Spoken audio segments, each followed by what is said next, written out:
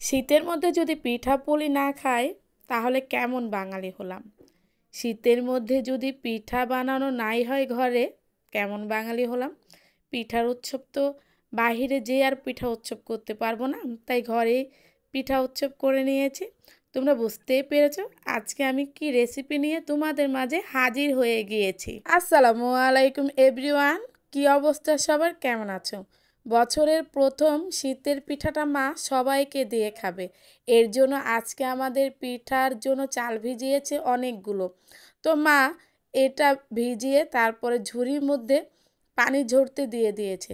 পানিটা ঝরা হয়ে গেলে মা এটা ভাঙানোর জন্য নিয়ে যাবে মেশিনে। তো যা বলছিলাম, মা মেশিন থেকে ভাঙিয়ে নিয়ে এসেছে। আমার ভাইয়ার বউ পানি দিয়ে লবণ দিয়ে এগুলো ঝুড়ি দিয়ে সুন্দর করে চেলে নিচ্ছে। কারণ ভাপা পিঠা বানানোর রেসিপিটাই হচ্ছে প্রথম হলো পানি আর লবণ দিয়ে ভালো করে ঝুড়িতে চেলে নেবে। দেখো ঝুড়িতে চেলে নেওয়া হয়ে গিয়েছে।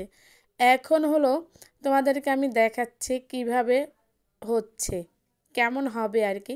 আমার হাত দিয়ে দেখানো উচিত ছিল, ঘুম থেকে উঠেছি তো তার হাত দিয়ে দেখালাম না, কিন্তু ভিডিও করে তোমাদের দেখাচ্ছি এটা কেমন হবে।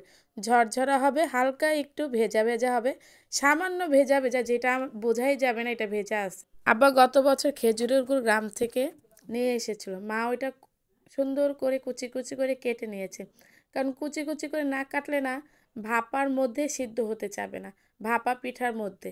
এর জন্য মা কুচি কুচি করে কেটে নিয়েছে, না হলে দানাদার থেকে যাবে। তবে একটা কথা কি জানো, ভাপা পিঠা কিন্তু আমার অনেক পছন্দের একটা পিঠা। মা নারকেল কুড়িয়ে ফ্রিজে রেখে দিয়েছিল। ভাইয়ার বড় গ্রাম থেকে নিয়ে এসেছিলো নারকেলটা, কিন্তু যদি রেখে দিতাম এভাবে নারকেলটা নষ্ট হয়ে যেত। তাই মা আগে করেছিল কি, কুড়িয়ে রেখে দিয়েছিল। আসলে মায়েরা যে কত কিছু জানে, যেটা আমরা নিজেরাও জানি না।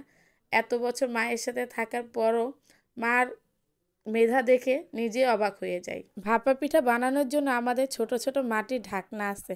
মা প্রথমে চালের গুঁড়ি দিয়ে নিয়েছে, এরপরে চালের গুঁড়ির মধ্যে আবার দেখো গোল গোল করে একটু জায়গা করে নিচ্ছে, দিয়ে দিচ্ছে খেজুরের গুড়, এখন দিচ্ছে মা নারকেল কুড়ানো।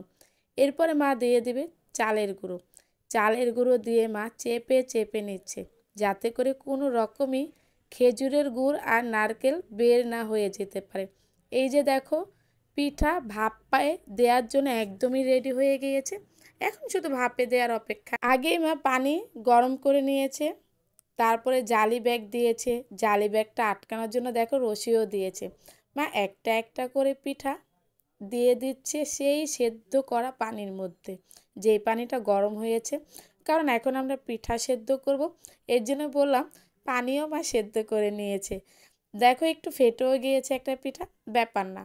এখন আমাদের সেদ্ধ করা হয়ে গিয়েছে পিঠা।